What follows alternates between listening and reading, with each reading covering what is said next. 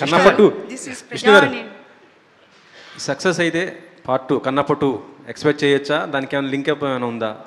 దాని పార్ట్ 2 ఎలా శివుడిలో లీనమైన తర్వాత ఇంకేం పార్ట్ 2 ఉంటుంది? అంటే అంటే శివుడు పంపించాల్సిందే, ఏదో ఫిక్షనల్ స్టోరీ రాయాల్సిందే మనం. Who knows, I don't know. ఏమైనా రేపు రాయొచ్చాం ఒక సూపర్ హీరో స్టోరీ లాగా. Vishnu garu sorry I'll just take the question from the lady. Vishnu garu this is Prajavani from Tag Telugu అండి. నమస్కారం. సార్ సినిమా చూస్తుంటే మీరు చెప్పే మాటలను బట్టి సినిమాటిక్ లిబర్టీ అయితే బాగానే తీసుకున్నారు అనిపిస్తుంది. ఎంత పర్సెంటేజ్ తీసుకుని ఉండొచ్చు? ఏమంటే మన అందరికీ కన్నప్ప గురించి తెలిసిన కథ తెన్నడిది. ఒక నాస్తికుడు దేవుడు భక్తుడయ్యాడు, దేవుడు పరీక్షించాడు, ఆ పరీక్షలో ఇతను కన్ను తీసి ఇచ్చాడు దేవుడికి, అంతే తెలుసు. దాని తర్వాత శివులో లీనమయ్యాడు. దానికి ముందు అతను ఏంటి, అతను ఎందుకు నాస్తికుడిగా తయారయ్యాడు, అతని జర్నీ ఏంటి, అది ఎవరికీ తెలీదు. ఇది నేను అనుకున్నాను ఇలాగ జరుగుండొచ్చేమో, ఒక ఫిక్షనల్ క్యారెక్టర్ని తీసుకొచ్చి పెట్టాను, ఇలా అయ్యుండొచ్చేమో అని చేశాను. విష్ణు గారు మాకు ఈ సినిమా చూడాలని ఉంది, కానీ ప్రీమియర్స్ చేయట్లేదు మీరు ఇప్పుడు. అది మా పంతులు గారిని అడగాలండి. ఆయన ముహూర్తం పెట్టాడు 27వ తేదీని. ఆ 27 12 గంటల తర్వాత నువ్వు ఎప్పుడైనా వేసుకో అన్నాడు. సో అందుకే ప్రీమియర్ షోస్ వేయట్లా. మా నాన్నగారు కూడా ఫ్రాంక్గా చెప్తా, మా నాన్నగారు ఆయన థియేటర్లో చూడాలని, ఆయన మీరు నమ్ముతారో నమ్మరో, నేను ఇంకా ఫైనల్ కాపీ చూడలా. రేపు మార్నింగ్ నాకు థియేటర్ బుక్ చేయండి అంటే షో లేదన్నారు. నాకు గొడవ చేసి ఇప్పుడు నేను వేరే వాళ్ళని, నేను ఒక థియేటర్లో నేను morning show 8:45కి వేయించుకుంటున్నాను.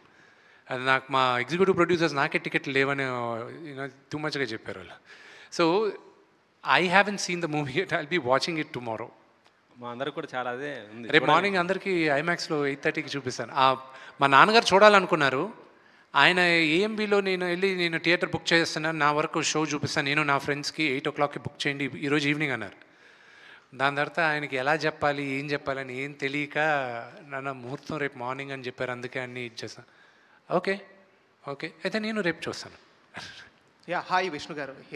Hi. First of all congratulation, we're eagerly waiting to see the movie tomorrow actually. Thank you my brother. So అంటే చాలా వరకు ఏంటంటే చాలా సినిమాలకి మనకి ఒక ఎఫెక్ట్ పడుతుంది. ఏంటంటే రిలీజ్కి ముందే కొన్ని రివ్యూస్ లాంటివి కావచ్చు, లేదా పబ్లిక్ టాక్స్ లాంటివి కావచ్చు, చాలా వచ్చేస్తున్నాయి. అంటే నేను కూడా చూశాను. సో దాన్ని ఎలా ఆపుతామంటారు? అంటే ఏదైనా ప్లాన్ ఆఫ్ యాక్షన్ ఉందంటారా? ఏంటంటారు, ఇది ఎలా ఆపుతారా? I leave it to the public అండి. Public are very smart. ఏది కావాలని చెప్తున్నారు, ఏది కావాలని చెప్పట్లేదు అనేది పబ్లిక్కి తెలుసు. నేను ఎప్పుడూ చెప్తాను, రేపు మీరందరూ చూడబోయే థియేటర్ బయట నెగటివ్ రివ్యూస్ ఇవ్వడానికి రెడీగా ఒక బ్యాచ్ తయారై ఉన్నారు. అది మీరు రేపు థియేటర్ బయటకు వచ్చేటప్పుడు మీరే చూస్తారు. Okay, so I'm not even bothered about it. జనాలకి తెలుసు రేపు సినిమా చూసిన తర్వాత నిజంగానే బాగుందా లేదా అనేది వాళ్ళు జడ్జ్ చేస్తారు. మీరు జెన్యున్గా చెప్తారు కదా. Wishing you great success. Thank you very much. Vishnu గారు సార్, హాయ్. తనికెళ్ళ బర్ని గారి పాయింట్తో మీరు రాసుకున్న కథని మీరే చెప్పారు. సో ఫైనల్గా ఆయనకు చూపించారా? ఆయన శివభక్తుడు కూడా లేదండి, ఆయనతో ఎప్పుడు 2015లో ఆయనతో నాకు స్క్రిప్ట్ ఇచ్చేశారు. దాని తర్వాత నాకు ఆయనతో ఈ సినిమా పరంగా నాకు కమ్యూనికేషన్ లేదు. వేరే దీంట్లో దాని తర్వాత నా సినిమాల్లో కూడా యాక్ట్ చేశారు ఆయన. బట్ కన్నప్ప తగ్గట్టు ఆయనకు నేను ఫుల్ స్క్రిప్ట్ వినిపించలేదు. ఎనీవేస్ బిగ్ స్కేల్లో తీశారు ఫిలిం అండ్ హ్యూజ్ ప్రమోషన్స్ కూడా చేశారు. ఆల్ ద వెరీ బెస్ట్ అండి, సక్సెస్ అవ్వాలి. Thank you. Hi sir. Hi. Sir ఇప్పుడు సినిమా అనేది న్యూజిలాండ్లో షూటింగ్ ఎక్కువ జరిగింది సార్. అదే న్యూజిలాండ్లో ఒక 7,000 acres కొన్నారనేసి బాగా ఇన్స్టాగ్రామ్లో వైరల్ అవుతున్నారు. అది ఎంతవరకు కరెక్ట్ ఏంటి? నీకు ఒక 100 ఎకరాలు రాసి ఇచ్చేస్తా, వచ్చే ఇది ఇప్పుడే రాసి ఇచ్చేస్తాను, తీసుకెళ్ళిపో. అంతే కదండి. Okay sir. విష్ణు గారు సార్, ట్రైలర్ చాలా బాగుంది అండ్ ఎక్స్పెక్టేషన్ సినిమా పైన పెంచారు. మీకు ప్రభాస్ గారికి మధ్యన ఉండే కన్వర్జేషన్స్ చాలా బాగున్నాయి. ట్రైలర్ వరకునే దట్ వాజ్ కంప్లీట్లీ ఒక ఇంపాక్ట్ క్రియేట్ చేస్తుంది. సో సినిమాలో మీ ఇద్దరి మధ్యన కన్వర్జేషన్స్ ఎంతవరకు ఉంటాయి, ఎలాంటి ఇంపాక్ట్?